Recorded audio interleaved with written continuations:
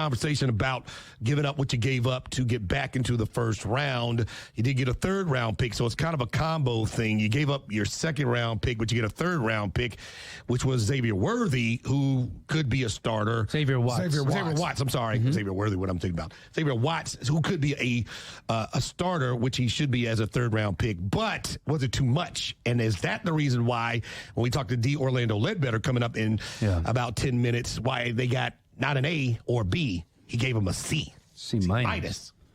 Yeah, it's too much. It's always too much when you give up a first-round pick until that guy gets on the football field and shows you that he's a first-round material.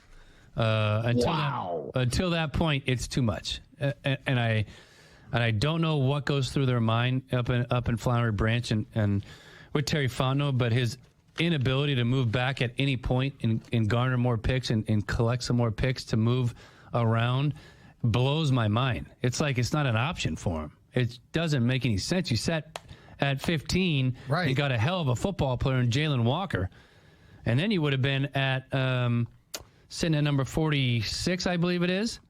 And the guys around that spot are pretty good football players from what we've looked at. The kid from Boston College, Donovan Ezaraku, really good defensive end up there. He had a handful of sacks this year. You had JT Tuamaloa. That's right, from Ohio State. Mendoza. That's him. Will Johnson, the cornerback from Michigan, was another position in need. All these guys went. Nick Scorton from A&M. Yep. I mean, all of them right around that spot. If you just sit pat and let it come to you, or maybe just move up a spot or two and give up a 6th or 7th round pick. But man, but what if James Pierce Jr. That's it. That's the better question. than all of those guys? That's the question. And the answer better be he's better than all those guys. Now that better be the answer. Here's my question that I'll have for D-Led as well.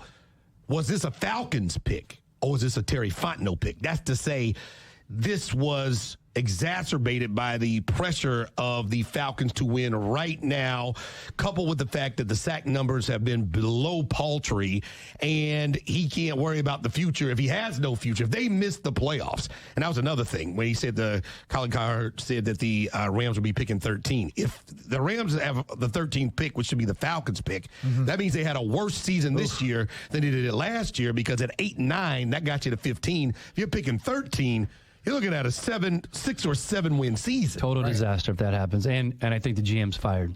Right. So is that a Terry Fontenot pick? Look, I need this guy to go and get some sacks right now, and he can get us some sacks. You missed the postseason again, and you mortgage the future? I mean, what are you doing? I think all bets are off. Everybody's up for, potentially being gone. Holy shnikes. Look at next year's mock draft.